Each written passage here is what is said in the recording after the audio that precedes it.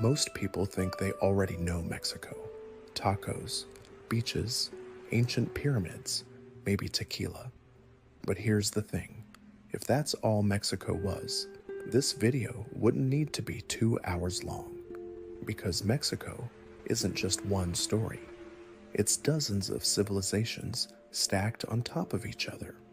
It's deserts right next to rainforests, snow-capped volcanoes within driving distance of tropical beaches, cities older than most of Europe's capitals, and traditions that survived conquest, colonization, and modern globalization without disappearing.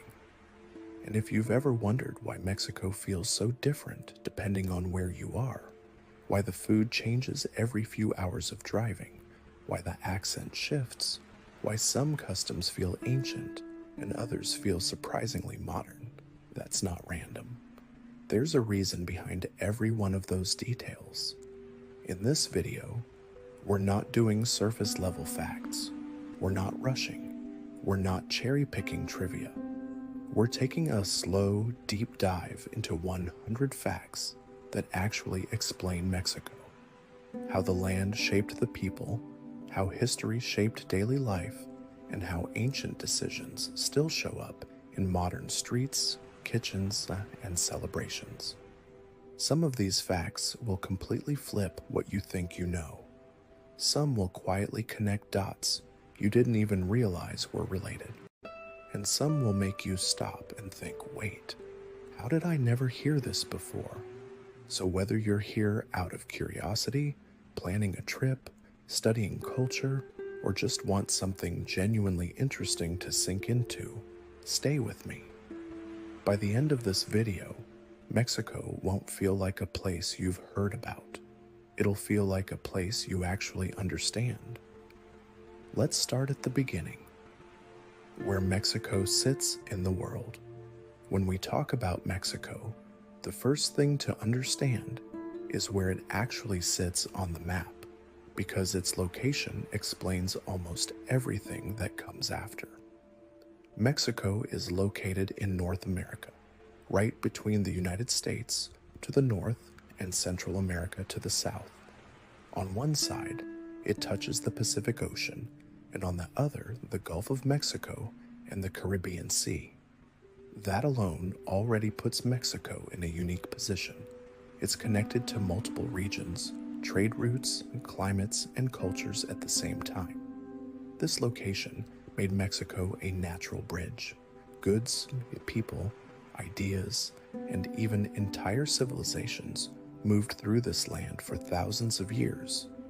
And later, this same geography turned Mexico into one of the most strategically important countries in the Americas, economically, politically, and culturally. So from the very beginning, Mexico wasn't isolated. It was always connected and sometimes pulled in multiple directions at once. Mexico is much bigger than most people realize. A lot of people imagine Mexico as a medium-sized country, but in reality, Mexico is massive. It's the 13th largest country in the world, larger than countries like France, Spain, Germany, and Japan. You could fit several European nations inside Mexico and still have room left over. What this means in practical terms is simple. You can't talk about one Mexico. Distances are huge, travel times are long, and regions developed almost like separate worlds, each with their own foods, traditions, accents, and even worldviews. Driving across Mexico isn't like crossing a small country, it's more like crossing a continent. And that scale is a big reason why Mexico feels so diverse internally, even though it's one nation. Altitude matters more than latitude. Here's something that surprises a lot of people. Mexico isn't defined by heat, it's defined by altitude.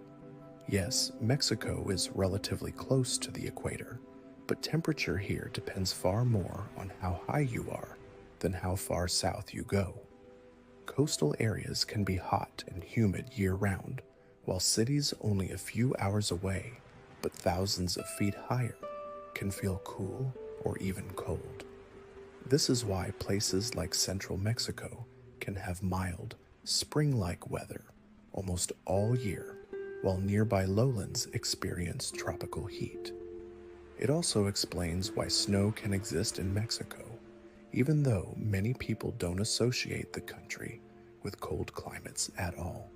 So when someone says, Mexico is hot, they're only telling a very small part of the story.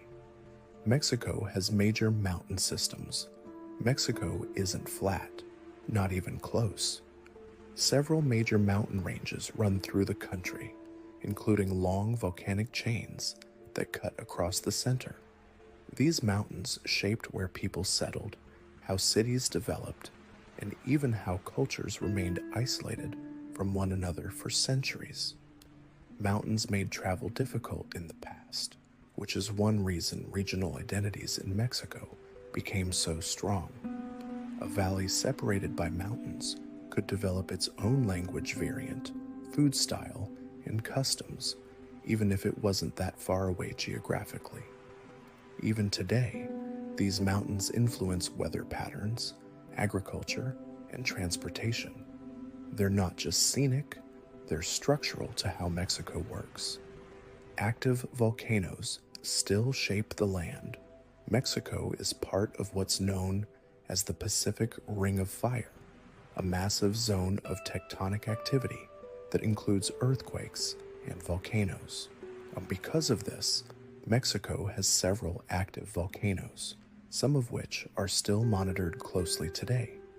These volcanoes helped create fertile soil that made large-scale agriculture possible for ancient civilizations, but they also come with constant risk. Eruptions and ash clouds and seismic activity aren't ancient history here. They're part of the present. Entire cities were built with the understanding that the land beneath them is alive. This constant balance between benefit and danger is something Mexico has dealt with for thousands of years. Earthquakes are part of daily reality. Earthquakes in Mexico aren't random accidents. They're the result of tectonic plates colliding beneath the country. One oceanic plate slowly pushes underneath the continental plate Mexico sits on, building pressure over time. When that pressure releases, earthquakes happen, sometimes far from the coast, sometimes directly beneath major cities. This is why earthquake awareness, drills, and early warning systems are taken very seriously in Mexico. The population has adapted not by ignoring the risk, but by learning to live with it. Geography here isn't passive. It constantly reminds people that the ground itself can move. Mexico has vast deserts and tropical rainforests. Few countries on Earth have both massive deserts and dense rainforest within the same borders. Mexico does. In the north, you'll find arid deserts with extreme temperatures and limited water. In the south, lush rainforests filled with biodiversity, heavy rainfall, and thick vegetation dominate the landscape. This contrast shaped migration, food systems, architecture, and even belief systems. Survival strategies in the desert are completely different from those in the jungle, and Mexican cultures adapted to both. This environmental diversity is one of the main reasons Mexico is considered biologically and culturally rich. Cenotes are a unique natural feature. In parts of southern Mexico, especially areas with limestone bedrock, the ground collapsed over thousands of years, creating cenotes, natural sinkholes filled with fresh water. These weren't just beautiful swimming spots. For ancient civilizations, cenotes were sources of drinking water, religious sites, and gateways to the underground world. Scientifically, cenotes exist because rainwater slowly dissolves limestone, forming underground rivers and caverns. When the roof collapses, a cenote is born. They're one of the clearest examples of how geology directly influenced daily life, survival, and spirituality in Mexico. Mexico is one of the most biodiverse countries on Earth. Mexico is classified as a megadiverse country, meaning it contains an exceptionally high number of plant and animal species. Despite covering a relatively small percentage of Earth's surface, Mexico hosts an outsized share of global biodiversity, and many species found here exist nowhere else on the planet. This biodiversity exists because of Mexico's varied climates, elevations, and ecosystems: deserts, forests, jungles, mountains, and coastlines, all packed into one country.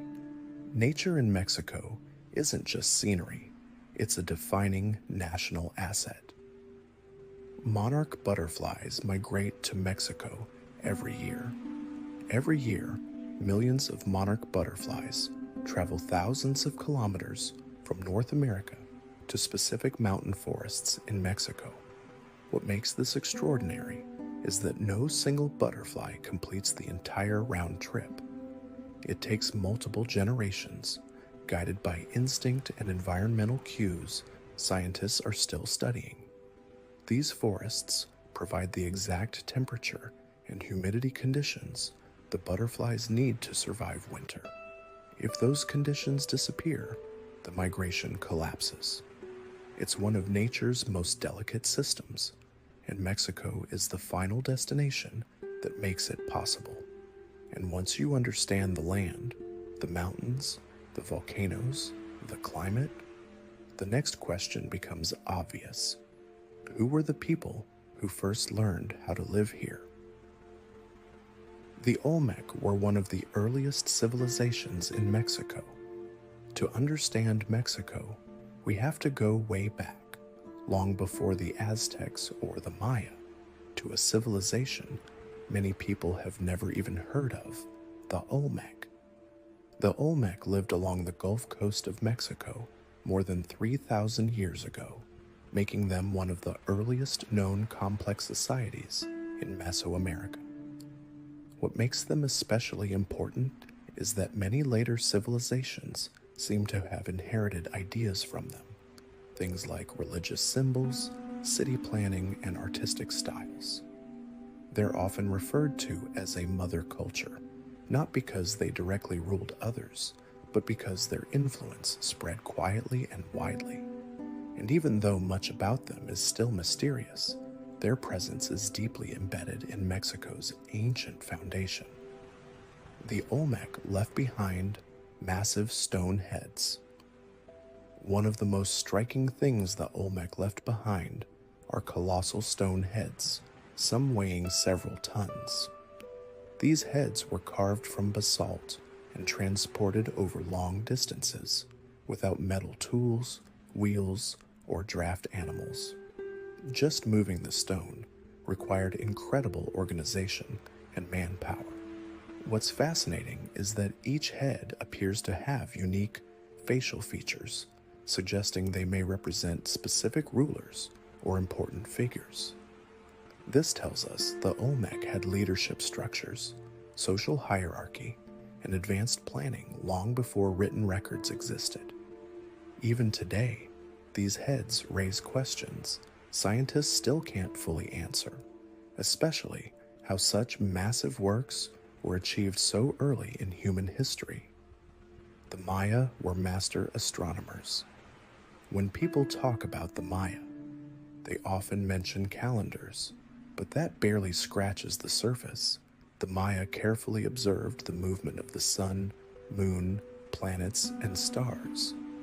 They tracked eclipses, calculated solar years with remarkable accuracy, and built cities aligned with celestial events. This wasn't just for curiosity. Astronomy shaped agriculture, religion, political power, and even warfare timing. Rulers gained legitimacy by showing they understood the heavens. What's important to understand here is that Maya science wasn't separate from daily life. It was deeply integrated into how society functioned. The Maya developed a complex calendar system. The Maya didn't rely on a single calendar. They used multiple systems at the same time. One tracked daily life, another followed religious cycles, and a third, the long count calendar, recorded vast stretches of time spanning thousands of years. This long-term view of time shaped how the Maya understood existence itself. History wasn't linear in the way modern societies see it. Time was cyclical, repeating, and deeply symbolic. This worldview influenced architecture, rituals, and storytelling, and remnants of it still echo in Mexican cultural traditions today. Maya cities were not randomly built. Maya cities weren't chaotic clusters of buildings. They were carefully planned environments. Temples, plazas, and palaces were placed with intention, often aligned with astronomical events or natural features like hills and cenotes. The city itself was a reflection of the universe as the Maya understood it. This planning required mathematics, engineering, and collective labor.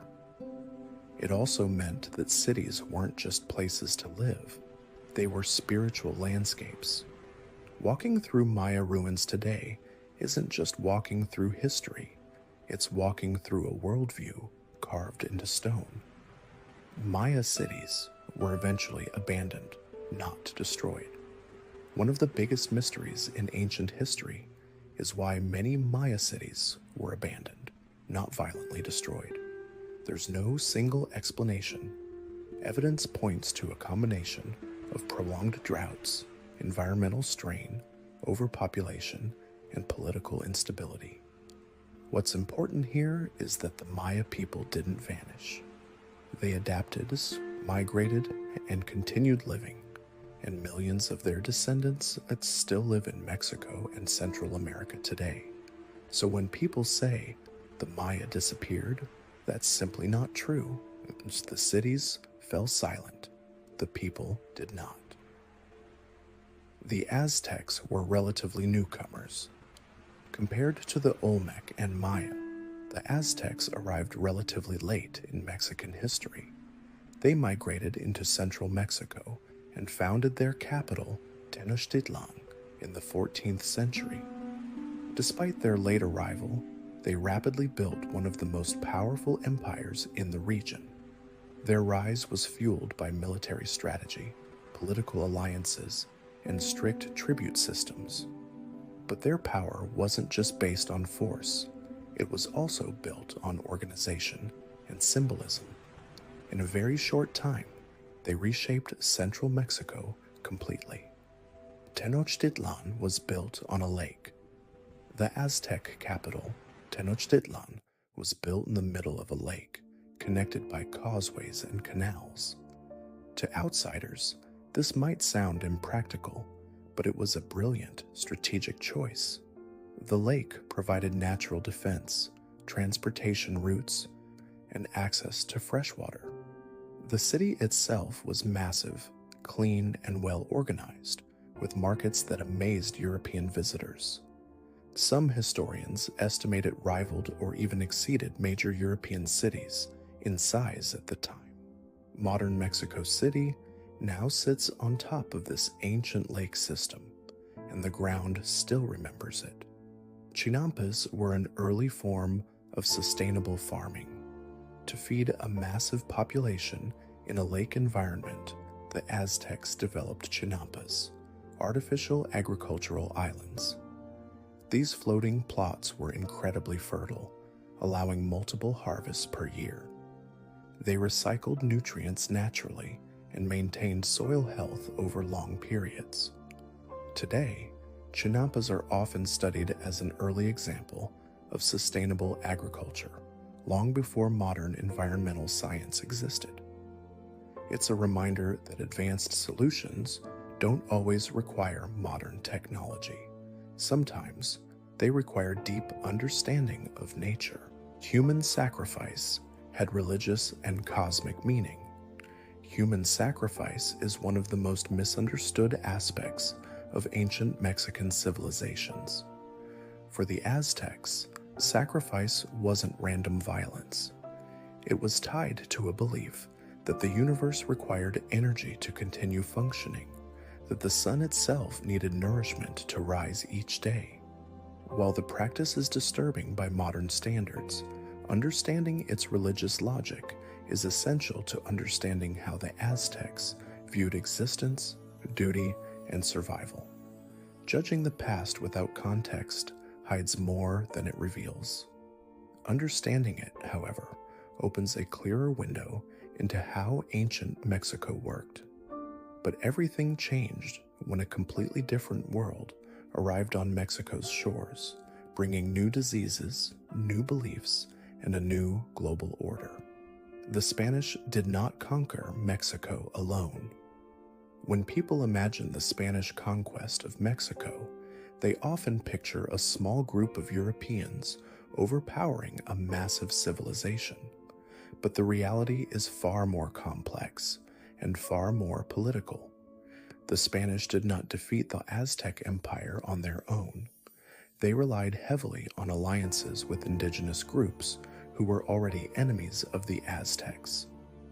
Many communities were forced to pay tribute to the Aztecs and saw the Spanish as a chance to shift the balance of power. Tens of thousands of indigenous warriors fought alongside the Spanish. Without them, conquest would have been nearly impossible. This wasn't a simple invasion. It was a civil conflict layered on top of foreign intervention. Understanding this changes everything. The fall of the Aztec Empire wasn't just about technology or weapons. It was about fractured alliances and long-standing regional tensions. Disease caused more death than warfare. One of the most devastating forces during the conquest wasn't swords or guns. It was disease. European illnesses like smallpox, measles, and influenza arrived with the Spanish, and indigenous populations had no immunity to them. Entire communities were wiped out in waves that spread faster than any army could move. Historians estimate that within a century of European contact, the indigenous population of Mexico declined by millions. This collapse weakened resistance, disrupted food systems, and shattered social structures. It's important to understand that this wasn't intentional biological warfare in most cases. It was an accidental but catastrophic consequence of global contact, and its impact reshaped Mexico more than any single battle ever could. Tenochtitlan was destroyed and rebuilt. After the fall of Tenochtitlan, the Spanish didn't simply occupy the city, they dismantled it.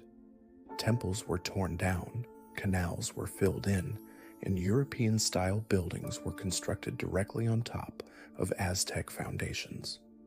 The lake system that once defined the city was gradually drained to make way for colonial architecture. This decision had long-term consequences. Mexico City now faces serious issues with flooding and sinking ground because it was built on a former lake bed. In a very literal sense, modern Mexico City stands on layers of history, indigenous, colonial, and modern, all compressed into the same physical space. New Spain became a global economic power. Colonial Mexico, known as New Spain, quickly became one of the most valuable territories in the Spanish Empire. Silver mining exploded, especially in central and northern regions. Mexican silver fueled global trade, moving from the Americas to Europe and even into Asia through transoceanic routes. This wealth didn't stay in Mexico. Much of it flowed outward, supporting wars, empires, and economies across the world. At the same time, indigenous labor was heavily exploited to sustain this system. Mexico wasn't a remote colony. It was a central engine of early globalization, deeply connected to international markets centuries before modern capitalism. Colonial society was rigidly stratified. Spanish colonial rule introduced a strict social hierarchy based largely on ancestry. At the top were Spaniards born in Europe, below them were people of mixed heritage, and at the bottom were indigenous populations and enslaved Africans. This system influenced access to education, land, legal rights, and political power. While these categories weren't always rigid in daily life, they shaped opportunities and perceptions for generations. Even after independence, echoes of this hierarchy remained embedded in social and economic structures. Understanding this helps explain why inequality became deeply rooted, not as a coincidence, but as a designed outcome of colonial governance. Religion was used as a tool of control. Catholicism spread rapidly during the colonial era, but it wasn't simply adopted, it was enforced. Missionaries built churches over sacred indigenous sites, symbolically replacing older belief systems. Conversion was often tied to survival, labor obligations, and access to resources. At the same time, indigenous beliefs didn't disappear. Instead, they blended with Catholic practices, creating unique forms of worship still visible today. Religion became both a mechanism of control and a space of resistance, a place where indigenous culture survived by adapting rather than vanishing. Indigenous languages survived despite colonization. Despite intense pressure to adopt Spanish, many indigenous languages survived the colonial period. In fact, missionaries sometimes learned local languages to communicate and convert more effectively. This unintentionally preserved linguistic traditions. Today, dozens of indigenous languages are still spoken across Mexico, some with millions of speakers. Their survival is a testament to cultural resilience under extreme pressure. Language wasn't just communication, it was identity, and in many regions, maintaining it became a quiet form of resistance against complete assimilation. Colonial cities were built with European designs. Spanish colonial cities followed strict urban planning rules. Cities were laid out in grid patterns centered around a main plaza, with government buildings and churches placed prominently. This design symbolized order, authority, and religious dominance. Many Mexican cities still follow this layout today. Walking through historic centers, you're often moving through a colonial blueprint unchanged for centuries. Urban planning wasn't neutral, it was a physical expression of power meant to organize society and reinforce hierarchy through space itself. Slavery existed in colonial Mexico. Although often overlooked, slavery was part of colonial Mexico. Enslaved Africans were brought to work in mines, agriculture, and households. Over time, their descendants became part of Mexico's diverse population. While slavery was eventually abolished, its legacy remains underrepresented in popular narratives. Afro-Mexican communities still exist today, particularly along coastal regions. Recognizing this history adds another layer to Mexico's complex identity, one shaped by indigenous, European, and African influences. Independence was a long and unstable process. Mexico's independence wasn't a single event. It was a decade-long struggle marked by shifting alliances and internal conflict. What began as a movement led by priests and local leaders turned into a full-scale war that destabilized colonial rule. Independence was achieved, but it didn't immediately bring stability. The new nation inherited deep inequality, damaged infrastructure, and unresolved power struggles. Independence was a beginning, not a solution. This turbulent transition set the stage for much of Mexico's modern history, including revolutions, reforms, and ongoing debates about identity and governance. With independence achieved but stability still out of reach, Mexico entered a new phase, one defined by revolution, reform, and the challenge of building a modern nation. Mexico's independence did not bring immediate stability. When Mexico officially gained independence from Spain in the early 19th century, many people expected freedom to automatically lead to peace and prosperity. That didn't happen. Instead, the country entered a long period of instability marked by power struggles, weak institutions, and frequent changes in leadership. Mexico experimented with different forms of government, including empires, republics, and military-led regimes. None of them immediately solved the deeper issues inherited from colonial rule. The problem wasn't just political, it was structural. Deep inequality, regional divisions, and lack of infrastructure made governing extremely difficult.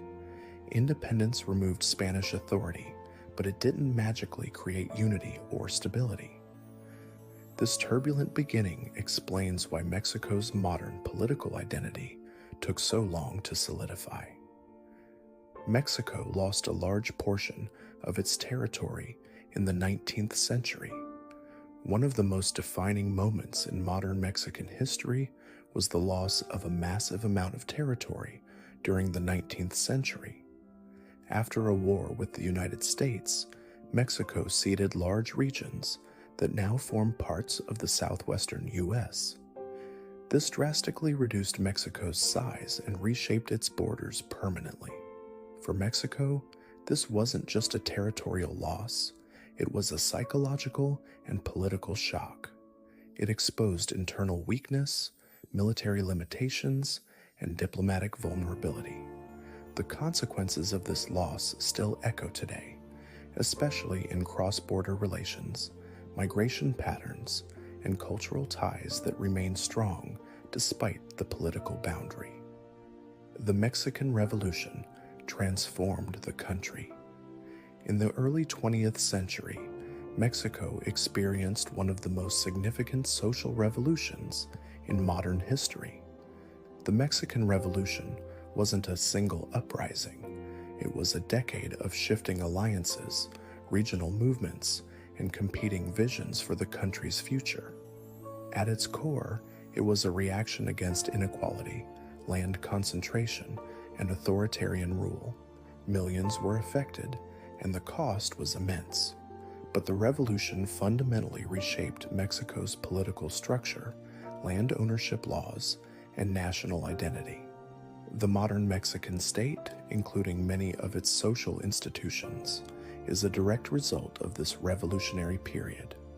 Land reform was a core goal of the revolution. One of the most important outcomes of the Mexican Revolution was land reform. Before the revolution, vast amounts of land were controlled by a small elite, while rural communities struggled to survive. Revolutionary leaders promised to redistribute land and return it to local communities. This led to the creation of communal land systems designed to prevent large-scale land monopolies. While implementation was uneven and sometimes flawed, it dramatically altered rural life and ownership patterns. Land reform wasn't just economic, it was symbolic. So it represented dignity, autonomy, and a break from centuries of exploitation. A single party dominated politics for decades. For much of the 20th century, Mexican politics were dominated by one political party. This party maintained power for over 70 years through a combination of political stability, controlled elections, and institutional influence. While elections existed, outcomes were often predictable. On one hand, this system prevented constant coups and military takeovers. On the other, it limited political competition and accountability. Understanding this period is essential because it shaped Mexico's institutions, bureaucracy, and public skepticism toward political power, a skepticism that still exists today. Mexico is a federal republic with strong states. Mexico is structured as a federal republic, meaning power is shared between the national government and individual states. Each state has its own government, laws, and local institutions. This allows for regional flexibility, but also creates variation in governance quality and public services. Some states are highly developed with strong infrastructure, while others struggle with poverty and limited resources. This unevenness is one of Mexico's biggest challenges. Federalism allows diversity to exist, but it also makes coordination and reform more complex across such a large and varied country. The military has a limited role in politics. Unlike many countries in Latin America, Mexico has largely avoided long-term military rule. The military has remained under civilian control for most of modern Mexican history. This separation helped prevent repeated coups and authoritarian takeovers. However, the military has played an increasing role in internal security in recent decades, especially in response to organized crime. This creates tension, balancing civilian governance with security needs without repeating the mistakes of military-dominated politics seen elsewhere. Democratic reforms expanded political competition. In the late 20th and early 21st centuries, Mexico underwent significant democratic reforms. Electoral institutions were strengthened, opposition parties gained ground, and power transitions became possible. These changes didn't happen overnight. They were gradual and contested. For many citizens, this period marked the first time political change felt achievable through voting rather than revolution. While challenges remain, this shift represented a major transformation in how political power operates in Mexico. Political trust remains a challenge. Despite democratic reforms, trust in political institutions remains fragile. Corruption scandals, inequality, and slow progress on key issues have made many citizens skeptical of political promises. Participation exists, but so does frustration. But this distrust isn't apathy. It's often rooted in historical experience. People remember long periods where power served itself rather than the public. Understanding modern Mexican politics requires recognizing this tension between hope for change and caution shaped by history. Modern Mexico is still defining its political identity. Today, Mexico stands at a crossroads between tradition and transformation. Its political system is more open than in the past, but still shaped by historical constraints. Social movements, youth participation, and public debate are increasingly influential. Modern Mexico isn't finished evolving. It's still negotiating what democracy, justice, and development should look like in practice. This ongoing process connects directly to Mexico's past, reminding us that history here isn't distant, it's active and unfolding. But politics alone don't explain a country. To really understand Mexico, we need to look at its people, its languages, and the identities that shape everyday life. Mexico is home to dozens of indigenous peoples. Mexico is not culturally uniform, and it never has been. One of the most important things to understand is that Mexico is home to dozens of distinct indigenous peoples, each with their own histories, traditions, and social structures. These groups are not relics of the past. They are living communities that continue to shape Mexico today. Many maintain traditional forms of governance, agricultural practices, and belief systems, while also navigating modern life. Indigenous identity in Mexico is not just about ancestry, it's about language, community ties, land, and worldview. Recognizing this diversity is key to understanding why Mexico feels so layered and complex, even within the same region. Over 68 indigenous languages are still spoken. Language is one of the clearest markers of Mexico's cultural depth. Today, more than 68 indigenous languages are officially recognized in Mexico, many with multiple regional variants. Some are spoken by millions, while others are endangered, passed down through only a few generations. These languages are not just communication tools, they carry unique ways of understanding time, nature, family, and society. Certain concepts simply don't translate cleanly into Spanish or English. Preserving these languages is not just about heritage, it's about protecting entire systems of knowledge that developed over thousands of years. Spanish in Mexico is far from uniform. Although Spanish is the dominant language, Mexican Spanish varies dramatically by region. Accents, vocabulary, rhythm, and even sentence structure can change from one state to another. A conversation in northern Mexico can sound very different from one in the south or along the coast. These differences developed because regions were historically isolated by geography and shaped by different indigenous languages. Over time, local expressions became markers of identity. For many Mexicans, how you speak immediately signals where you're from, and often how you see the world. Mestizo identity shapes national culture. The majority of Mexico's population identifies as mestizo, meaning they have both indigenous and European ancestry.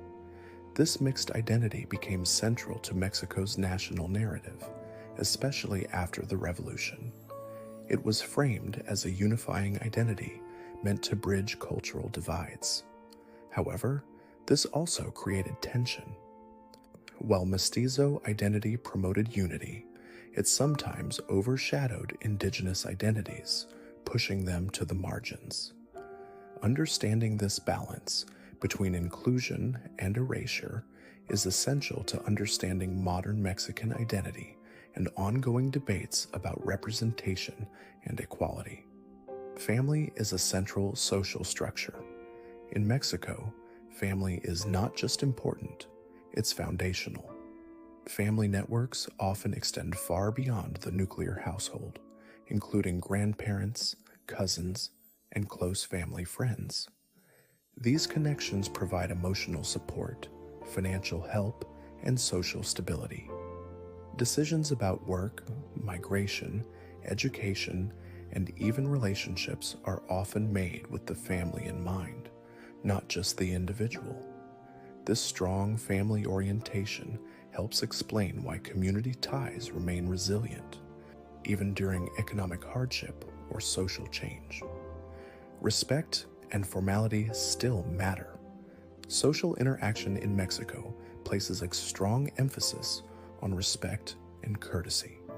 Using formal titles, polite language, and respectful gestures is not outdated.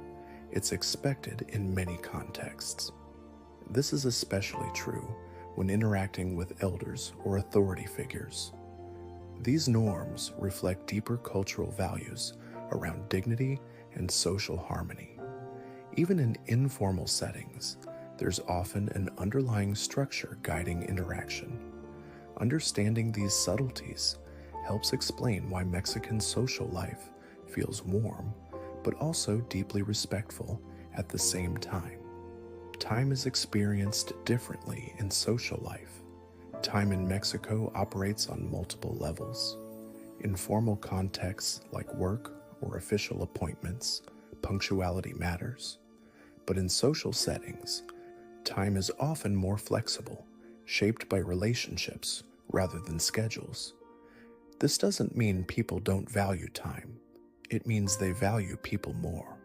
Conversations, meals, and gatherings often unfold without strict deadlines. This flexible approach reflects a cultural emphasis on presence and connection rather than efficiency alone.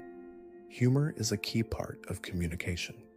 Mexican culture places a strong emphasis on humor, even in difficult situations. Jokes, wordplay, and irony are common tools for navigating stress, uncertainty, and social tension. Humor often acts as a social glue, easing interactions and building trust. This doesn't mean problems are taken lightly. It means they're faced with resilience and creativity. Understanding this helps explain why laughter often appears alongside seriousness in Mexican conversations and storytelling. Regional identity can matter as much as national identity. Many Mexicans thus identify strongly with their region or state, sometimes even more than with the nation as a whole. Regional pride shows up in accents, food preferences, music styles, and customs. Friendly rivalries between regions are common and deeply ingrained. This regionalism isn't divisive. It's a reflection of Mexico's vast diversity. It allows multiple identities to coexist under one national umbrella. Mexico isn't one culture replicated everywhere. It's many cultures connected together. Migration has shaped modern identity. Migration has played a major role in shaping Mexican identity, both inside and outside the country. Millions of Mexicans have migrated internally or abroad in search of opportunity. This movement created transnational families, shared traditions, and cultural exchange across borders. Remittances support entire communities, while cultural influences flow back and forth constantly. Modern Mexican identity is not confined to one place. It stretches across borders, shaped by movement, adaptation, and connection. And few things reveal Mexico's history, geography, and identity more clearly than its food, because every dish tells a story. Mexican cuisine is recognized as cultural heritage. Mexican food isn't just popular, it's historically and culturally significant. In fact, traditional Mexican cuisine is officially recognized as intangible cultural heritage of humanity. This recognition isn't about fine dining or famous dishes. It's about an entire food system, how ingredients are grown, prepared, shared, and passed down through generations. Cooking in Mexico is deeply tied to family roles, community rituals, and seasonal cycles.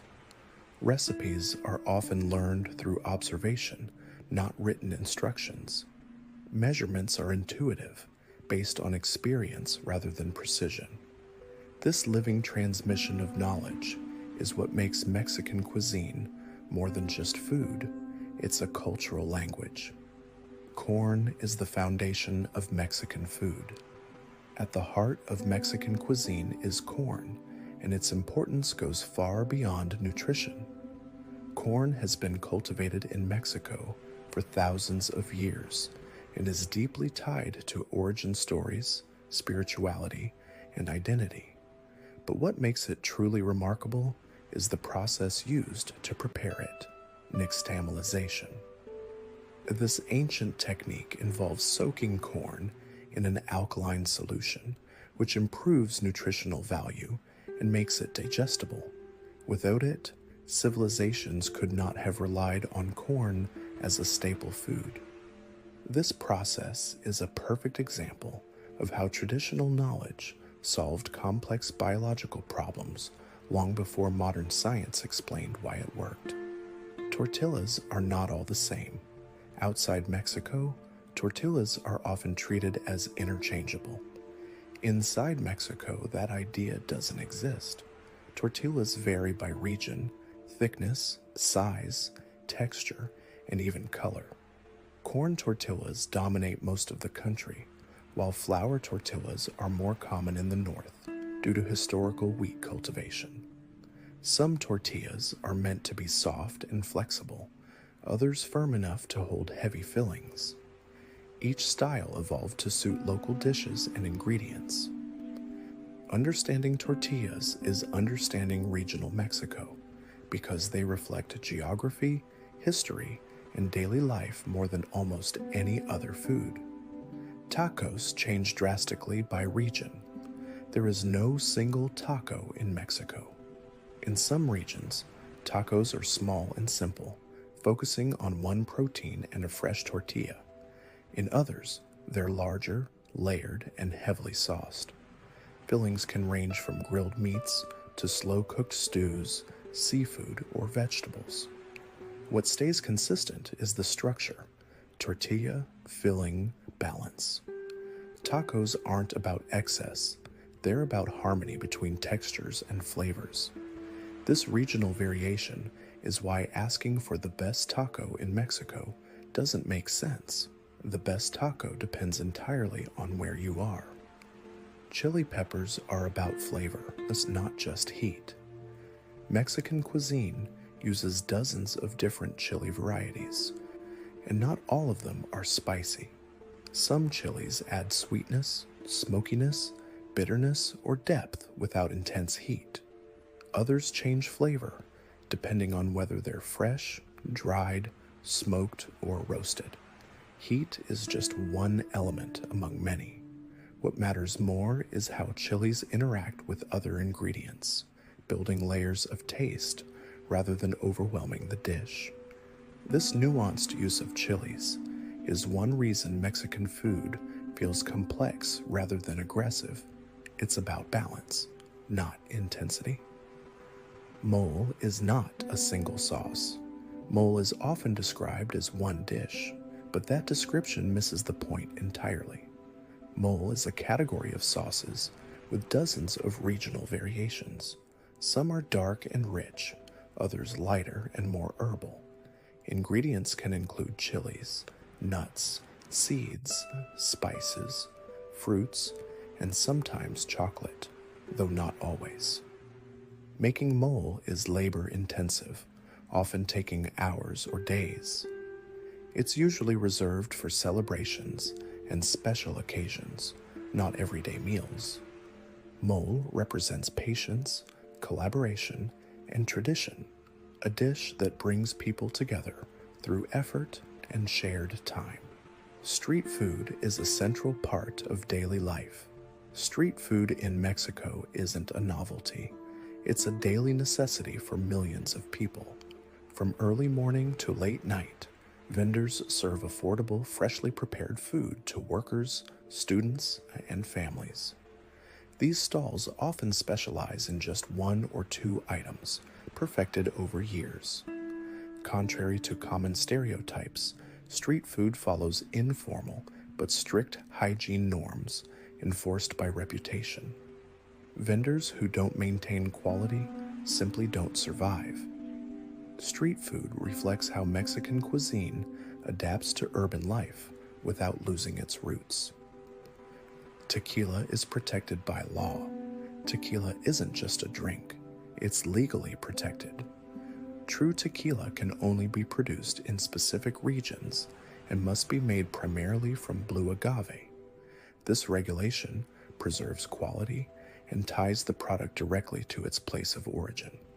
The process takes years. Agave plants mature slowly, sometimes over a decade, before they're harvested. This long timeline connects tequila to agriculture, not industrial speed. Understanding tequila as a regional product changes how it's appreciated, not as a party drink, but as a reflection of land and time. Mezcal is not the same as tequila. Mezcal is often confused with tequila, but the two are fundamentally different. While tequila uses only one type of agave, mezcal can be made from many varieties. Production methods are often more traditional, involving underground roasting pits that give mezcal its distinctive smoky flavor. Mezcal production is closely tied to small communities and family traditions. Each batch reflects local conditions and choices.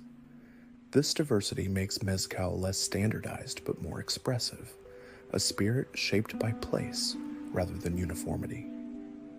Food is deeply connected to celebration. In Mexico, food and celebration are inseparable. Major life events, births, weddings, religious festivals, and commemorations are marked by specific dishes prepared collectively. Cooking becomes a social act, not just a task.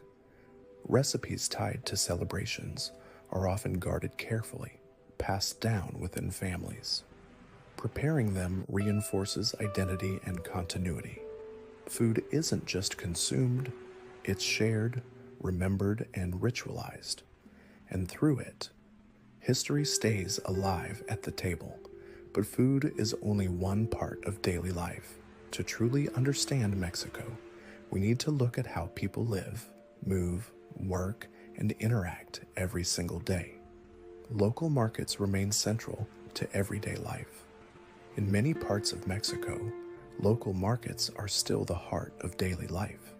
These markets are not just places to buy food, they're social hubs where people exchange news, maintain relationships, and reinforce community bonds. Vendors often know their customers personally, and trust plays a major role in transactions. Fresh produce, meat, spices, and prepared foods are often sourced locally, reflecting seasonal availability rather than global supply chains. Prices are flexible, conversations are long, and shopping is a social act. Even with supermarkets becoming more common, the markets remain deeply rooted in Mexican daily routines, especially in small towns and urban neighborhoods. Public transportation varies drastically by region. There is no single public transportation experience in Mexico. In major cities, extensive systems move millions daily through buses, trains, and shared vehicles. In smaller towns, transport may consist of informal vans, shared taxis, or limited bus routes. This diversity reflects regional development levels, geography, and population density. Transportation adapts to local needs rather than following a national model. For many Mexicans, daily mobility requires flexibility and improvisation.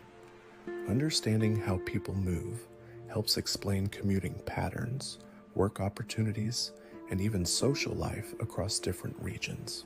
The informal economy is a major part of daily life.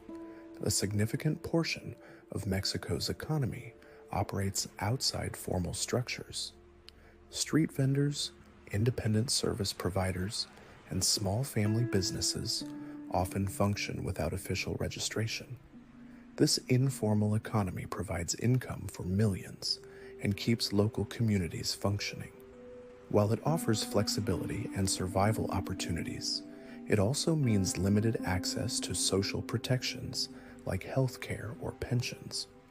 Rather than being chaotic, the informal economy follows its own rules, networks, and reputations. It's a parallel system that exists alongside formal institutions, shaped by necessity and resilience. Education access has expanded significantly. Over the past several decades, access to education in Mexico has improved dramatically. Public education is widely available, and literacy rates have increased steadily. Schools exist even in remote areas, though quality can vary greatly. Education is often seen as the main path toward social mobility. Families make significant sacrifices to keep children in school, especially at higher levels. However, challenges remain. Overcrowded classrooms, underfunding, and regional disparities still affect outcomes. Education in Mexico reflects both progress and persistent inequality. School uniforms are common and purposeful. School uniforms are a common sight across Mexico. They serve a practical purpose, reducing visible economic differences between students and fostering a sense of belonging. Uniforms also simplify daily routines for families. Beyond practicality, uniforms symbolize equality within the classroom, even if inequalities exist outside it. For many students, wearing a uniform is one of their earliest shared social experiences, reinforcing collective identity over individual distinction during formative years. Public health care exists, but is uneven. Mexico has a public health care system designed to provide access to basic medical services. In urban areas, hospitals and clinics are relatively accessible. In rural or remote regions, care can be limited, understaffed, or far away. Many families rely on a mix of public health care, private clinics, and traditional remedies depending on availability and cost. Healthcare in Mexico reflects broader social inequalities. Access often depends on location, employment status, and resources rather than need alone. Soccer is more than a sport. Soccer occupies a unique place in Mexican society. It's not just entertainment, it's a shared language. Matches bring families together, spark debate, and create collective emotional moments across social classes. Local teams carry regional pride, while national matches become cultural events. Wins and losses are felt deeply, often reflecting broader hopes and frustrations. Soccer's importance lies not in the game itself, but in how it connects people emotionally and socially across the country. Baseball dominates in certain regions. While soccer dominates nationally, baseball holds a special place in northern Mexico and coastal regions. Its popularity is influenced by geography, climate, and proximity to the United States. Entire communities organize around local teams and seasonal games. This regional preference highlights how sports culture reflects historical connections and cross-border influence. Mexico's sports identity isn't a monolithic. It adapts regionally, just like food and language. Music is deeply embedded in daily life. Music in Mexico isn't limited to concerts or celebrations. It's woven into everyday moments. Different regions favor different styles, from traditional ensembles to modern genres. Music accompanies work, travel, and social gatherings. Lyrics often tell stories of love, struggle, migration, and identity, acting as informal historical records. Music helps people process emotions collectively, reinforcing shared experience through sound. Celebrations often last far longer than expected. Celebrations in Mexico tend to extend beyond a single day. Whether it's a religious festival, a family milestone, or community event, preparation and aftermath are just as important as the main celebration itself. Events unfold slowly, allowing space for conversation, food, and connection. Time expands to accommodate people rather than forcing people to adapt to time. This rhythm reflects cultural priorities: relationships first, schedules second. But daily life in Mexico doesn't just repeat itself. It's punctuated by traditions, festivals, and rituals that bring history into the present. Dia de los Muertos is not about fear or darkness. Dia de los Muertos is often misunderstood, especially outside Mexico. It's not a holiday about fear, horror, or sadness. It's about remembering life. Families create altars to honor loved ones who have passed away, placing photographs, favorite foods, and candles, and symbolic items. These offerings aren't meant to mourn loss, but to celebrate continuity and memory. The belief behind the tradition is that the dead return briefly to visit the living. This idea transforms death from an ending into a relationship that continues. Rather than avoiding the topic of death, the celebration embraces it openly, making it a shared cultural experience rather than a private sorrow. Altars follow a deep, symbolic structure. The altars built during Dia de los Muertos are not random decorations. Each element has meaning. Candles guide the spirits, flowers mark the path, food nourishes the soul, and water quenches thirst after a long journey. The number of levels often represents stages of existence or spiritual planes. Altars vary by region and family tradition, but their purpose remains the same: connection. They're physical spaces where memory becomes tangible. This structure shows how ritual in Mexico combines symbolism, storytelling, and everyday objects into something deeply meaningful. Cinco de Mayo is not Mexico's Independence Day.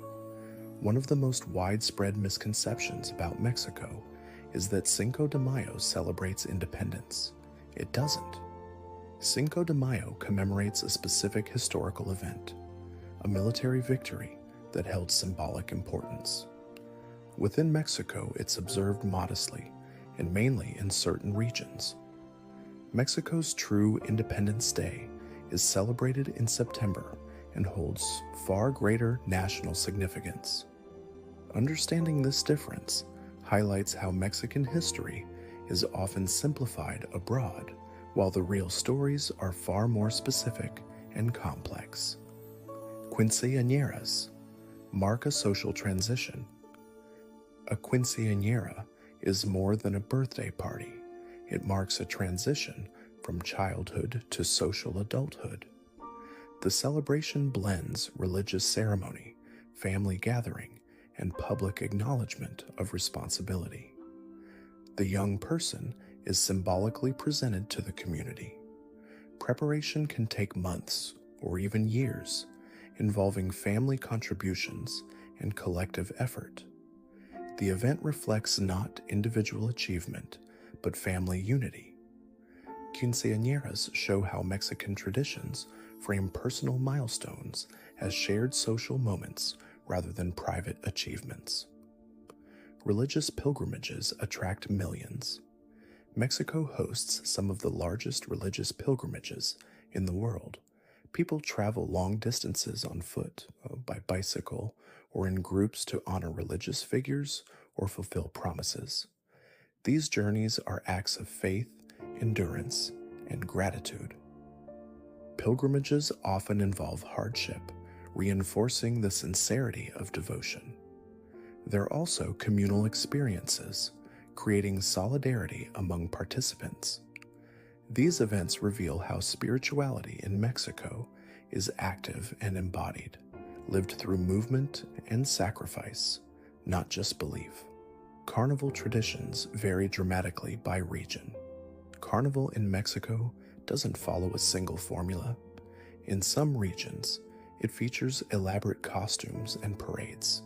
In others, it's more intimate, rooted in local history and symbolism. Each version reflects regional identity. Carnival often allows temporary reversal of social norms. Humor, satire, and performance become tools for expression.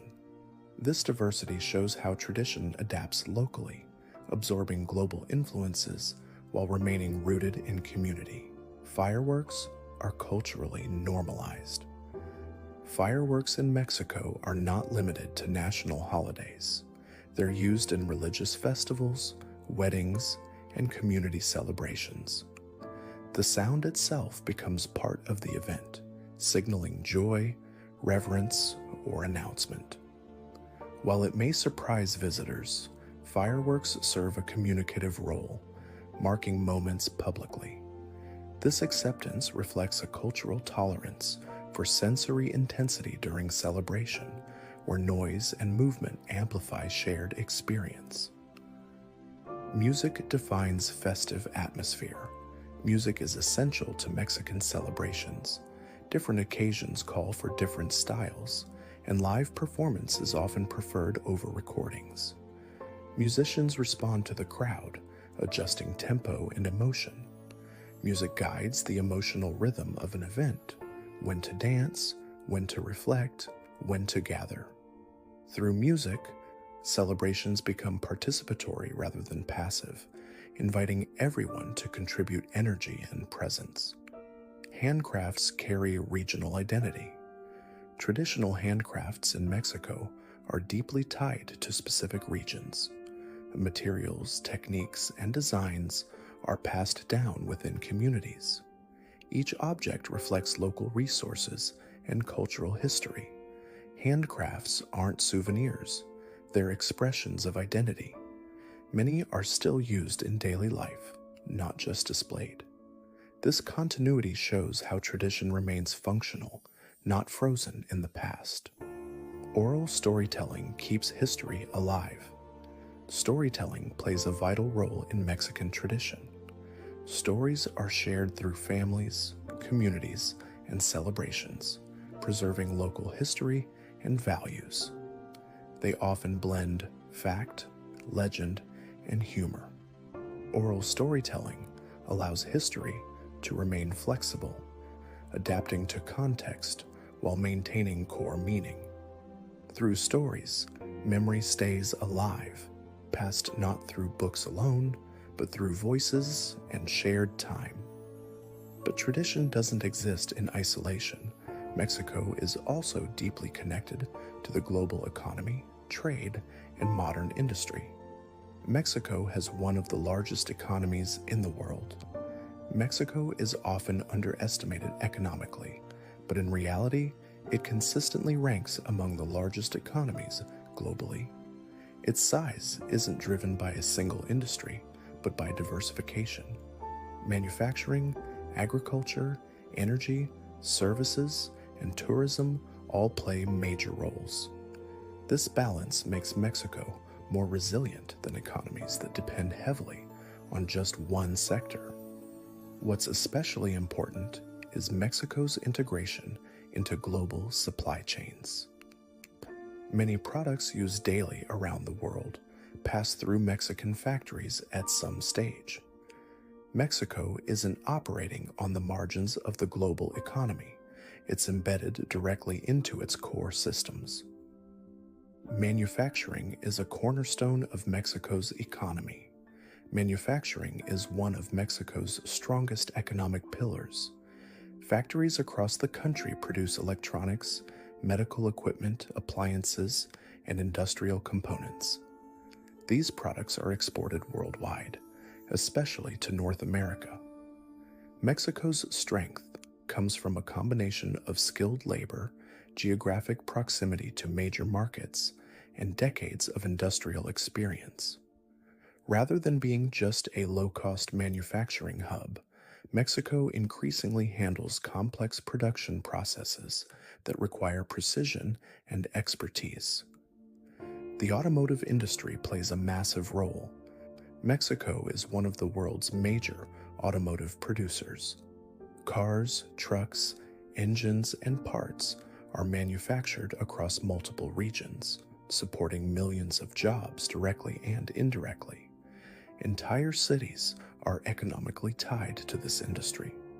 What makes Mexico unique is how deeply integrated it is into international automotive supply chains. Vehicles may cross borders multiple times before final assembly. This level of integration makes Mexico indispensable to global automotive production, not just a supporting player. Trade with the United States is crucial. The United States is Mexico's largest trading partner by far. Every day, billions of dollars worth of goods move across the border. This relationship shapes employment, infrastructure, and economic policy on both sides. While this connection brings opportunity, it also creates vulnerability. Economic shifts or political decisions in one country ripple quickly into the other. Mexico's economy is therefore deeply interconnected, benefiting from proximity while constantly adapting to external pressures. Remittances support millions of families. Money sent home by Mexicans living abroad plays a critical role in the national economy. These remittances fund daily expenses, education, healthcare, and housing for millions of families. In many communities, they represent the main source of income. Unlike foreign investment, remittances go directly to households, making their impact immediate and personal. This flow of money highlights how migration and the economy are inseparable in Mexico's modern reality. Tourism is a major economic driver. Tourism contributes significantly to Mexico's economy. Visitors are drawn not only to beaches, but also to historical cities, cultural festivals, cuisine, and natural landscapes. Tourism supports millions of jobs, from transportation to crafts. However, reliance on tourism also creates challenges, especially during global disruptions. Regions heavily dependent on visitors can face sudden economic hardship. Tourism reflects both opportunity and vulnerability, showcasing Mexico's appeal while exposing its dependence on global movement. Agriculture remains economically important. Despite industrial growth, agriculture still employs millions of people. Mexico produces a wide range of crops for both domestic consumption and export. Farming practices vary from large-scale commercial operations to small family plots. Agriculture connects modern Mexico to its ancient roots, maintaining continuity with practices developed thousands of years ago. Even as cities expand, rural economies remain essential to national stability and food security. Oil shaped much of the 20th century economy. Oil played a defining role in Mexico's modern economic history. For decades, nationalized oil production funded public services and infrastructure. Energy resources became symbols of sovereignty and independence. However, reliance on oil also created long-term challenges, including underinvestment in other sectors. Mexico's relationship with oil illustrates how natural resources can empower nations and complicate them at the same time. Economic inequality remains a major challenge. Despite economic strength, inequality remains deeply rooted. Wealth distribution varies dramatically by region, education level, and employment sector. Urban centers often see prosperity alongside extreme poverty. This inequality affects access to healthcare, education, and opportunity, shaping life outcomes from birth. Addressing inequality is one of Mexico's most persistent challenges, tied directly to historical structures and modern economic systems. The middle class is expanding, but fragile. Mexico's middle class has grown over recent decades. More families have access to education, consumer goods, and professional employment. This growth has reshaped aspirations and lifestyles.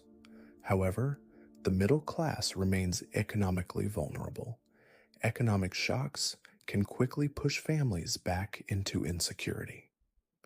This fragility highlights the ongoing tension between progress and instability within Mexico's economic landscape. And as Mexico looks forward, the question isn't just where it's been, but where it's going next.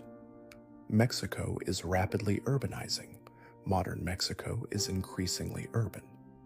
Over the past decades, millions of people have moved from rural areas to cities in search of education, employment, and opportunity.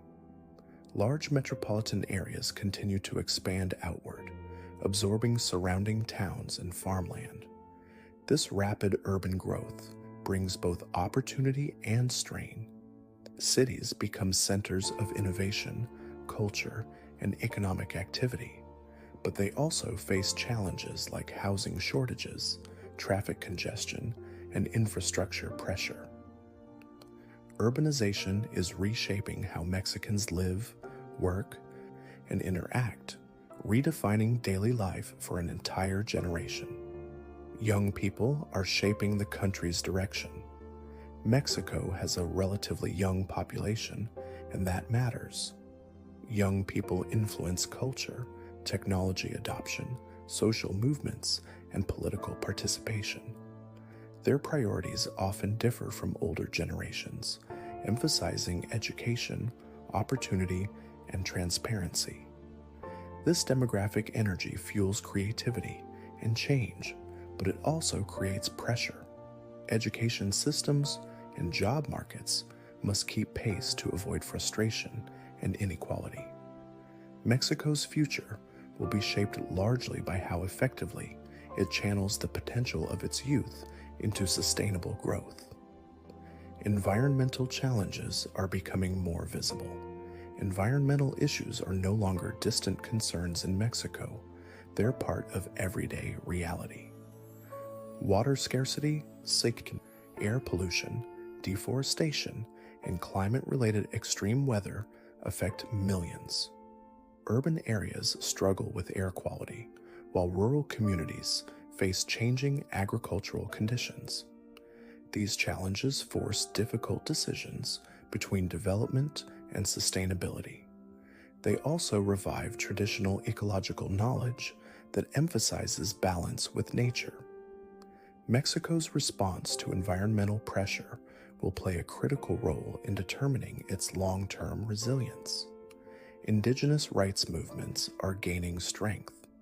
In recent years, Indigenous communities have become more vocal and organized in demanding recognition, autonomy, and protection of land and culture.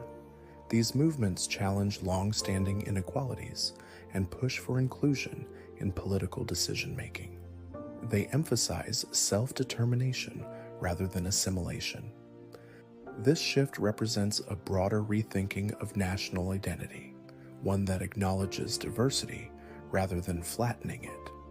How Mexico integrates indigenous voices will shape its social cohesion and moral direction moving forward. Mexican cinema has gained global influence. Mexican filmmakers have gained international recognition for storytelling that blends personal narratives with social commentary. These films explore themes like identity, inequality, memory, and belonging, often drawing from lived experience rather than spectacle. Cinema becomes a way for Mexico to tell its own stories to the world, complex, nuanced, and human. Cultural influence doesn't just come from economic power, it comes from the ability to communicate meaning. Mexican cinema has become a powerful tool in that conversation. Arte continues to reflect social reality. Art in Mexico has always been closely tied to social conditions. From murals to contemporary installations, artists use visual language to comment on politics, history, and daily life. Public art remains especially important, making expression accessible beyond galleries. This tradition continues today, adapting to new media and issues while maintaining its critical edge. Art in Mexico doesn't just decorate, it questions, remembers, and challenges. Digital connectivity is transforming society. Access to digital technology has expanded rapidly across Mexico. Social media, online education, and digital entrepreneurship create new opportunities for expression and income. At the same time, misinformation and digital inequality remain concerns. Connectivity allows marginalized voices to be heard, but it also exposes social tensions more visibly. The digital sphere has become a new public space, reshaping activism, culture, and communication in real time. Tradition and modernity coexist, not compete. One of Mexico's defining features is how tradition and modern life coexist. Ancient rituals take place alongside modern technology. Traditional foods remain central even as global influences enter kitchens. Rather than replacing tradition, modernity often adapts around it. This coexistence creates a unique cultural rhythm that resists simple categorization. Mexico doesn't move forward by erasing its past, it carries it along. Regional inequality continues to shape development. Development in Mexico is uneven. Some regions experience rapid growth, while others struggle with limited resources and opportunity. Geography, infrastructure, and historical neglect all play roles.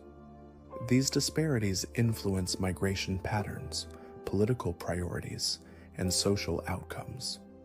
Addressing regional inequality remains one of Mexico's most complex challenges, requiring long-term commitment rather than quick solutions. Northern Mexico, Cel Norte. Northern Mexico feels different the moment you arrive. The land opens up, the sky stretches wider, and distance becomes a constant presence in everyday life. This region, made up of states like Chihuahua, Sonora, Coahuila, Nuevo León, and Tamaulipas, is defined by space. Towns are far apart, highways run straight for hours, and the landscape often feels bigger than the people living in it. That vastness shapes how life is lived, how people think, and how communities developed over time. Desert environments dominate much of El Norte. Dry plains, rocky hills, and scrubland define daily surroundings, and nature here is not something you casually ignore.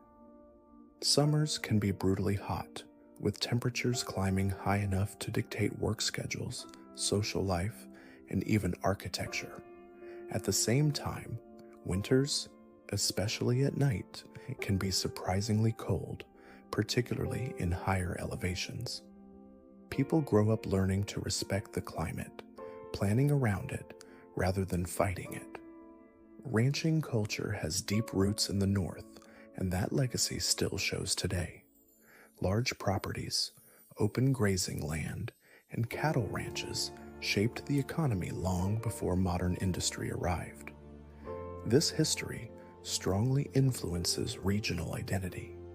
Independence, self-reliance, and practicality are values often associated with Northern culture, shaped by generations living far from centralized power and relying on their own land and labor.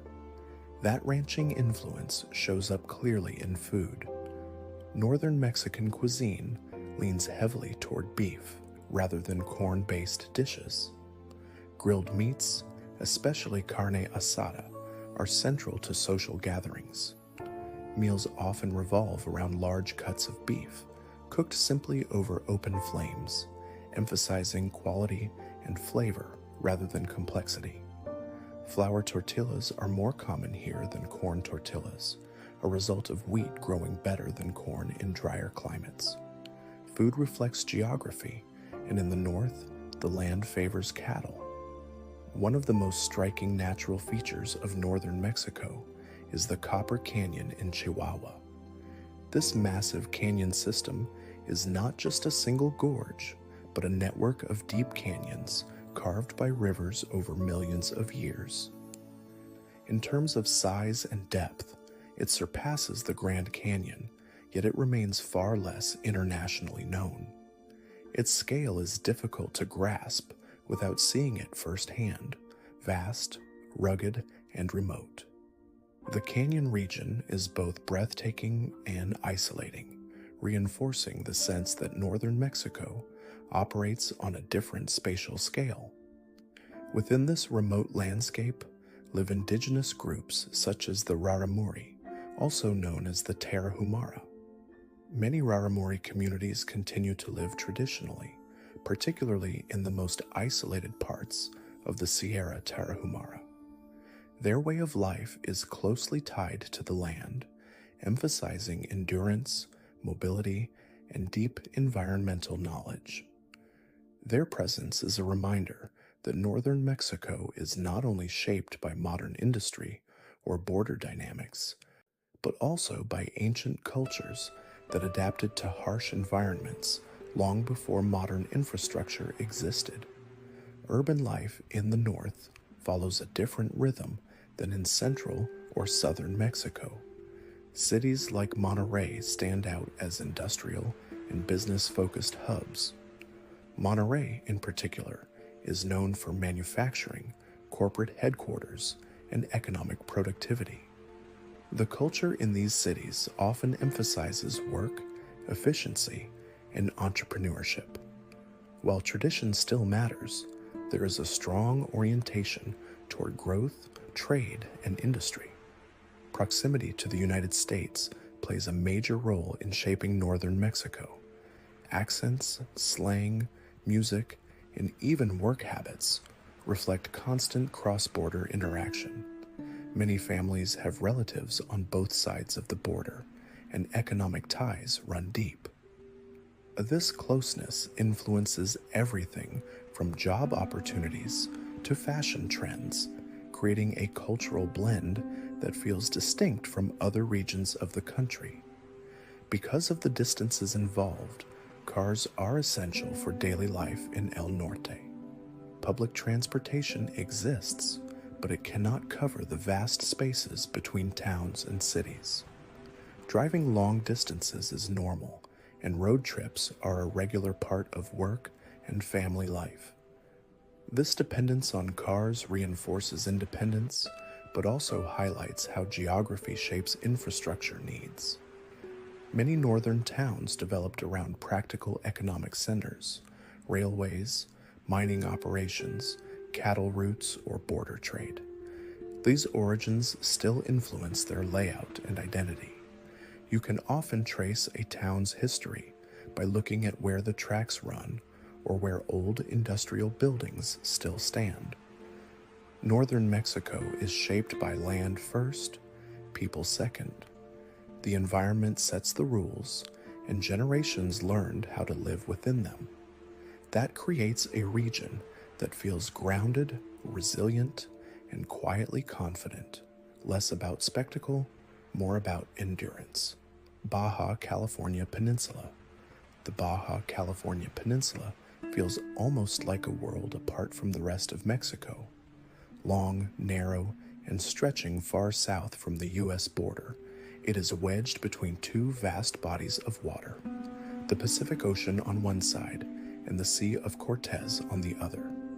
This geography defines everything. Life here is shaped by coastlines, isolation, and the constant presence of the sea. Unlike mainland Mexico, Baja often feels linear rather than expansive, with towns strung out along highways that follow the shape of the land. Despite being surrounded by water, Baja California is one of the driest regions in the country. Rainfall is scarce, vegetation is sparse, and much of the interior is made up of desert and rocky terrain.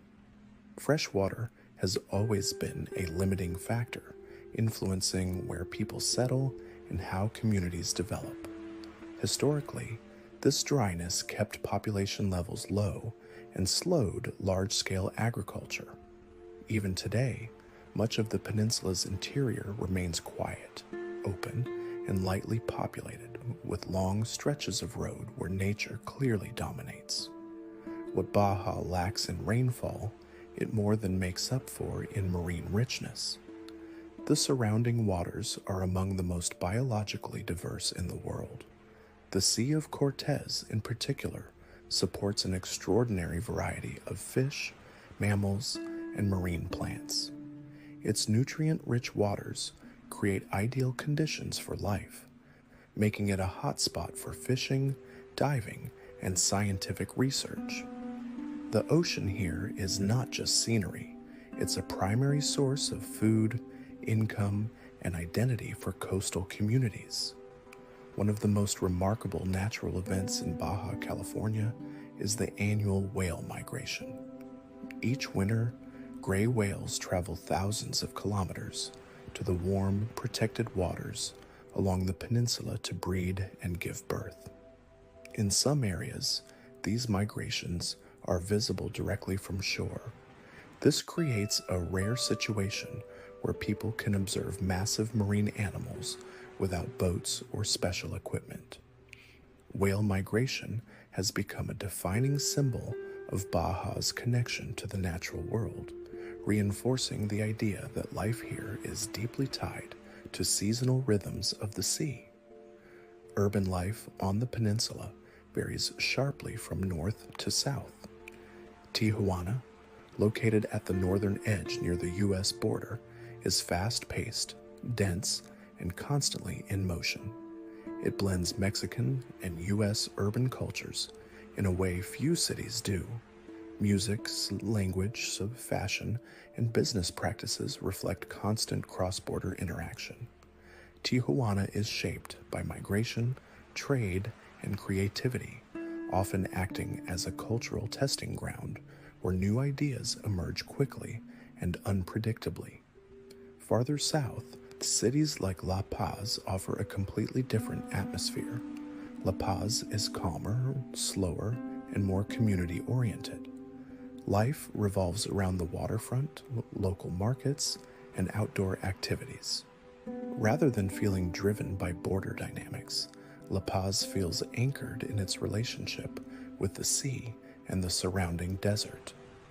This contrast within the same peninsula highlights how geography and history can produce very different urban identities within a relatively narrow strip of land. Food culture in Baja California reflects its coastal environment. Seafood dominates the local cuisine, often prepared simply to let freshness take center stage. Fish tacos, now popular far beyond Mexico, originated here as a practical, flavorful way to eat freshly caught fish. Shrimp, clams, oysters, and other seafood appear regularly in daily meals. Compared to inland regions, corn-based dishes play a smaller role, replaced by ingredients drawn directly from the ocean. Beyond seafood, Baja California has developed an unexpected reputation for wine production. The Valle de Guadalupe, located inland from the coast, has emerged as a major wine-producing region. Its climate, soil, and proximity to the ocean create conditions that rival well-known international wine regions. Small wineries, experimental techniques, and culinary tourism have turned the valley into a cultural destination, blending agriculture, gastronomy, and art. This wine culture adds another layer to Baja's identity, showing how innovation can flourish even in dry environments. Tourism plays an important role in the peninsula's economy, but it is largely concentrated along the coasts. Beach towns and resort areas attract visitors looking for ocean views, water sports, and mild winter climates. At the same time, much of the inland territory remains untouched by mass tourism.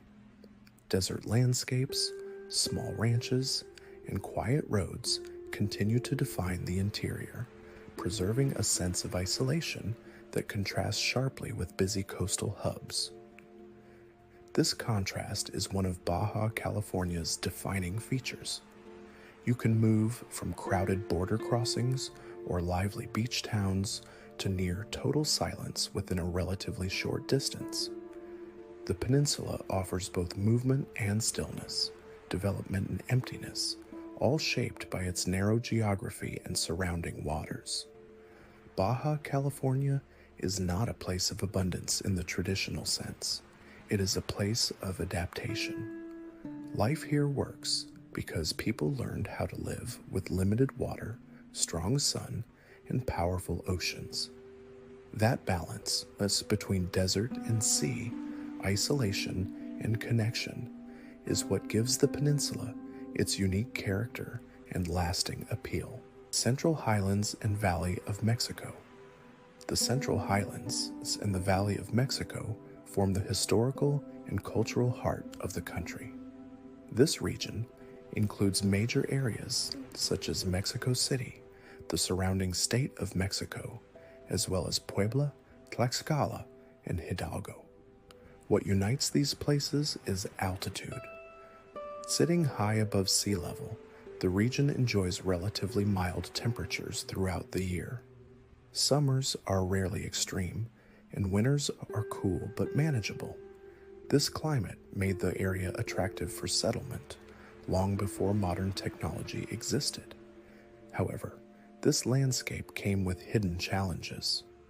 Much of the Valley of Mexico was originally a vast system of lakes. Ancient civilizations built cities adapted to water, using canals and raised agricultural plots. When colonial authorities later drained these lakes to control flooding, they fundamentally altered the land beneath the city. Today, large parts of Mexico City are built on soft lakebed sediments, which slowly compress over time. This causes the ground to sink unevenly, creating ongoing challenges for infrastructure, buildings, and water systems. In some areas, streets and structures sink several centimeters each year, a quiet but constant reminder of the land's past. Mexico City itself has grown into one of the largest urban areas in the world.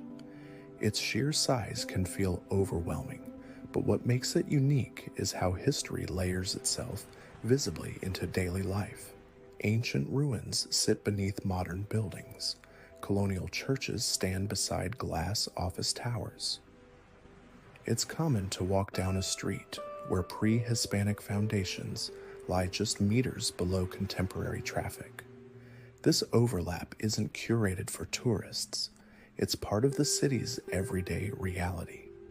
Surrounding the valley are mountains and active volcanoes, including Popocatépetl, which remains closely monitored due to periodic activity. These volcanoes shaped the region's fertile soils, supporting dense populations for thousands of years. At the same time, they represented a constant natural presence, visible reminders that the land here is alive and dynamic, not static or predictable. Food culture in the Central Highlands reflects this deep agricultural history. Corn-based cuisine is at its strongest in this region. Tortillas, tamales, atole, and countless variations of corn dishes are part of daily life, not special occasions. Corn here is more than food. It's identity, tradition, and continuity. Preparation methods and recipes often trace directly back to pre-Hispanic practices, refined but not replaced over time. Puebla, in particular, stands out within the region. The city is known for its well-preserved colonial architecture, with streets and buildings that reflect Spanish urban design layered over indigenous foundations. Puebla is also famous for its culinary traditions, especially mole, complex sauces that blend indigenous ingredients with colonial influences. The food here tells the story of cultural fusion, where different worlds collided and slowly merged. Overall, the Central Highlands and Valley of Mexico represent continuity more than change. This is a region where ancient decisions still shape modern problems, where geography dictates climate, food, and settlement patterns, and where history is never fully buried. Life here moves forward, but always with the past just beneath the surface. Southern and indigenous heartland, Oaxaca and Chiapas. Southern Mexico feels fundamentally different from the rest of the country. This region, anchored by Oaxaca, Chiapas, and Guerrero, is shaped first and foremost by mountains. Rugged terrain cuts through the landscape, creating valleys and highlands that are often difficult to access. These natural barriers have isolated communities for centuries, allowing local cultures to develop with remarkable continuity. In many places, the mountains didn't just slow outside influence, they filtered it. Because of this isolation, indigenous identity remains especially strong. Indigenous languages here are not preserved for ceremonies or special occasions. They are spoken daily at home, in markets, and in community meetings. Children grow up bilingual or even multilingual, moving naturally between indigenous languages and Spanish. Language is not treated as heritage. It is treated as a practical living tool. Each language carries its own worldview, shaping how time, land, family, and responsibility are understood. Daily life in southern Mexico revolves heavily around local markets. These are not just places to buy and sell goods. They are social centers where news travels, relationships are reinforced, and community life becomes visible. Markets bring together farmers, artisans, healers, and families from surrounding villages. Products reflect the immediate environment: corn, beans, vegetables, herbs, textiles, and handmade tools. Prices and transactions are often flexible, built on trust and familiarity rather than fixed rules. Markets here feel less like commercial spaces and more like extensions of community life. Oaxaca stands out as both a cultural and culinary capital of Mexico. It is a place where tradition is not hidden or romanticized. It is actively lived. Food, festivals, crafts, and language all coexist naturally within daily routines. Oaxaca's reputation for cuisine comes not from spectacle but from depth. Dishes are complex, rooted in local ingredients and long preparation methods. Cooking is treated as knowledge passed through generations, often learned by watching rather than by formal instruction. One of the most extraordinary aspects of this region is its relationship with corn. Southern Mexico, particularly Oaxaca, contains more varieties of corn than anywhere else in the world. Different colors, textures, and flavors are grown for specific dishes, climates, and cultural purposes. Corn here is not interchangeable. Each variety has a role, a season, and a story. This diversity is the result of thousands of years of selective cultivation, making the region a global center of agricultural knowledge and biodiversity. Textiles are another powerful expression of identity in southern Mexico. Hand-woven clothing and fabrics are not generic crafts. They carry village-specific patterns, colors, and techniques. A trained eye can often identify someone's community simply by the design of their clothing. Weaving is both an artistic practice and a social one, often done collectively and taught from a young age. These textiles are not just decorative. They communicate belonging, history, and status within a community. Traditional medicine continues to play a significant role in daily life. Herbal remedies, spiritual healers, and midwives are widely trusted, sometimes more than formal medical institutions. This trust is built on generations of experience and accessibility. In remote areas, traditional medicine is often the most practical form of healthcare, but it is also deeply tied to cultural beliefs about balance, illness, and healing. Rather than rejecting modern medicine outright, many communities integrate both systems depending on the situation. In Chiapas, coffee production is a major livelihood, especially in the highlands. Small-scale coffee farming supports entire communities, with families involved in every stage of production. Coffee here is not just an export crop, it is woven into daily routines and social life. Harvest seasons shape the calendar, and income from coffee influences education, migration, and local development.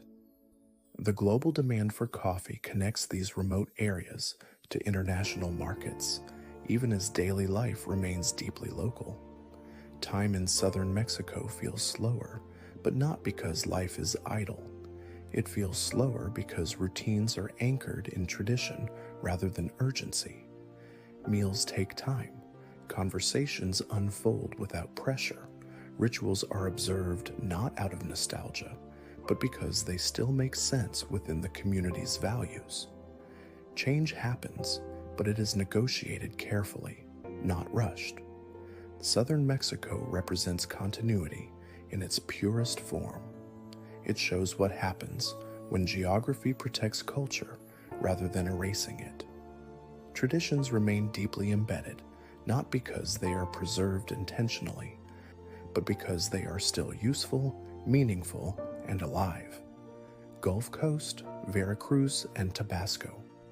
Mexico's Gulf Coast is a region defined by water, heat, and movement.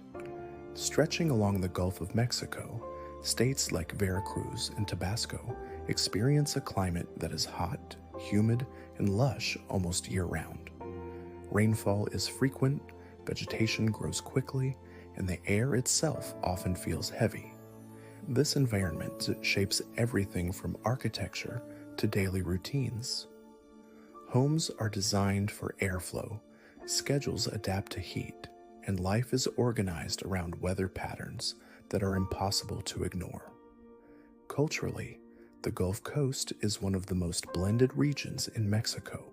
Indigenous, Spanish, and African influences intersect here more visibly than almost anywhere else in the country. This blending is not abstract. It shows up in language rhythms, food, music, dance, and even body movement. The region's history as a port zone brought people from across the Atlantic world, and those connections left lasting cultural imprints that still define local identity today. Music is one of the clearest expressions of this fusion. The Gulf Coast gave birth to styles that combine string instruments, call and response singing, and rhythmic footwork. Music here is social and participatory, not confined to stages. It often spills into plazas, streets, and family gatherings. Rather than being something you passively listen to, music is something you join, reinforcing community bonds through shared rhythm and movement. The region is also the birthplace of vanilla cultivation. Long before vanilla became a global flavor associated with desserts and perfumes, it was cultivated by indigenous communities along the Gulf Coast. The process of growing and curing vanilla is labor-intensive, requiring patience and precise knowledge of climate and timing. This early agricultural expertise connected the region to global trade networks centuries ago, long before modern globalization existed. Food along the Gulf Coast reflects both the environment and cultural blending. Seafood stews made with fish, shrimp, and shellfish are everyday meals rather than special dishes. Tropical fruits appear regularly in both sweet and savory contexts. Compared to drier regions, flavors here tend to be brighter, lighter, and shaped by freshness. The abundance of rivers, wetlands, and coastal waters means that food systems are closely tied to local ecosystems rather than long-distance supply chains. Economically, oil production plays a significant role, particularly in Tabasco and coastal Veracruz. For decades, energy extraction shaped employment, infrastructure, and migration patterns. Entire communities grew around oil-related industries, linking the region's economy to national and global energy markets. At the same time, this dependence brought environmental challenges, especially in fragile wetland areas where spills and industrial activity left lasting impacts. Rivers and wetlands dominate the physical geography of the Gulf Coast. Settlement patterns developed along waterways rather than roads, especially in earlier periods. Rivers served as transportation routes, food sources, and natural boundaries. Even today, water shapes how communities connect, trade, and interact. Floodplains and wetlands support agriculture and fishing, but also require constant adaptation to changing water levels. Storms are a regular part of life on the Gulf Coast. Heavy rains, tropical storms, and hurricanes arrive with predictable unpredictability. Communities are accustomed to preparing, rebuilding, and continuing.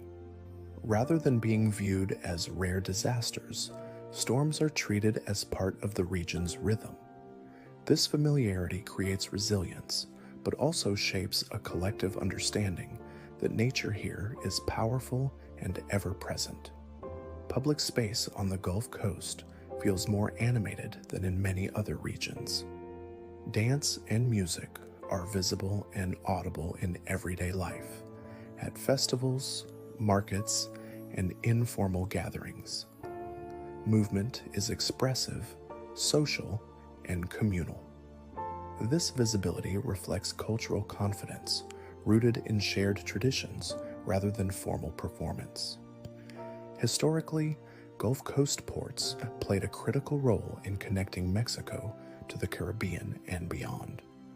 These ports facilitated trade, migration, and cultural exchange, linking Mexico not only to Europe, but also to other parts of the Americas. Through these connections, ideas, foods, rhythms, and people moved in both directions, reinforcing the region's role as a cultural crossroads. The Gulf Coast is not subtle. It is loud with life, shaped by water and heat, and defined by constant exchange. Its identity comes from openness, open ports, open rhythms, open communities. It is a region where nature and culture are deeply intertwined, and where movement, whether of water, people, or music, is central to everyday existence. Yucatan Peninsula. The Yucatan Peninsula feels distinct from the rest of Mexico almost immediately, and that difference begins beneath your feet. The land here is flat and made largely of limestone, a porous rock that allows rainwater to pass straight through it.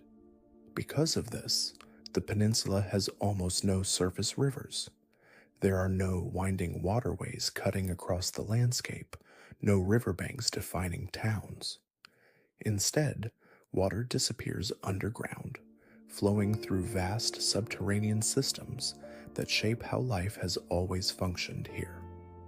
This unusual geology gave rise to cenotes, natural sinkholes that expose freshwater pools below the surface. For centuries, cenotes have been the primary source of water for communities across the peninsula. They are not only practical, but also deeply symbolic. Ancient societies viewed them as sacred portals connecting the human world to the spiritual one.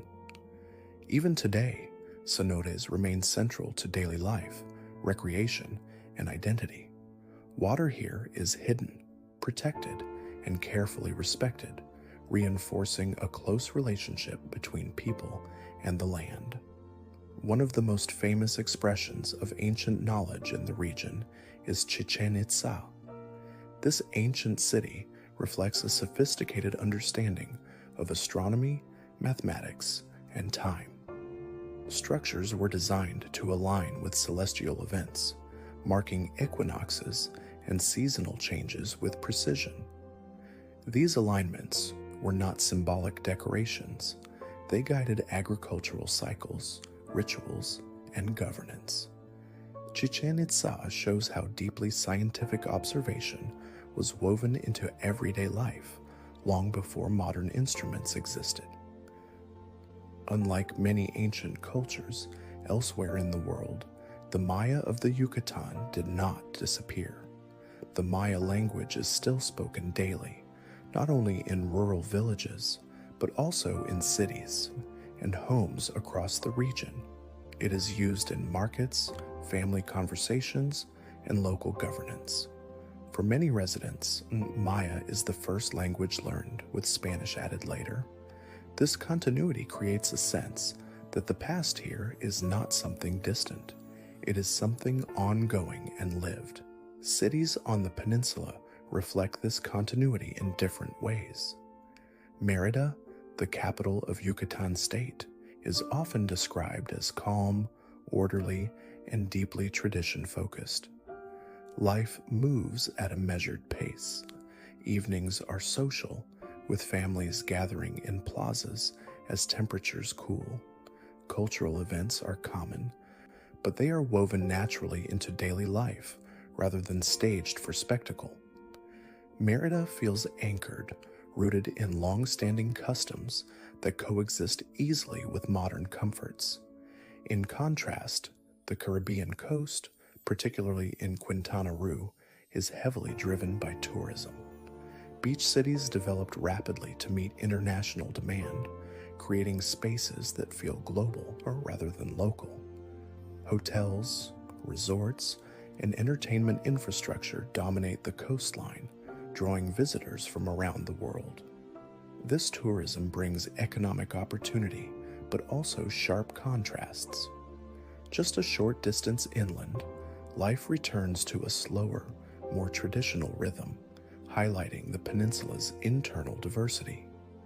Cuisine in the Yucatan Peninsula reflects both environment and history. Local food relies heavily on citrus, acayote, and slow roasting techniques. Sour orange marinades, earthy spices, and long cooking times define many dishes. This style developed in response to climate, available ingredients, and preservation needs. Unlike other regions of Mexico, corn here often plays a supporting role rather than the center of the plate. Food feels deliberate, layered, and deeply regional, carrying flavors that immediately signal place. Hurricanes are a recurring reality on the peninsula and have shaped both architecture and planning. Buildings are designed to withstand high winds, heavy rain, and flooding. Construction tends to be solid, with thick walls and minimal excess. Communities are accustomed to preparation cycles, boarding windows, securing roofs, and reorganizing daily life around storm seasons. Rather than panic, there is routine. Nature here is powerful, and adaptation is built into everyday thinking. Daily schedules across the Yucatan are dictated by heat. Mornings begin early, afternoons slow down, and evenings become the social heart of the day. As temperatures drop, people gather outside, conversations stretch longer, and public spaces come alive. This rhythm prioritizes comfort and connection over constant productivity. Time feels adjusted to climate rather than controlled by clocks alone. Perhaps the most defining feature of the Yucatan Peninsula is how ancient and modern Maya identities coexist naturally. There is no clear dividing line between past and present. Ancient ruins exist near active towns. Traditional dress appears alongside contemporary fashion. Spiritual beliefs, agricultural practices, and language continue without being framed as relics. The Yucatan does not treat history as something to preserve behind glass. It treats it as something to live with. And that is what gives the region its quiet strength, a place where identity flows underground like it's water, unseen but essential, shaping everything above it. Before we wrap this up, take a moment and just notice where you are right now. Maybe it's late, maybe it's early, maybe this video became background for your evening or part of your morning.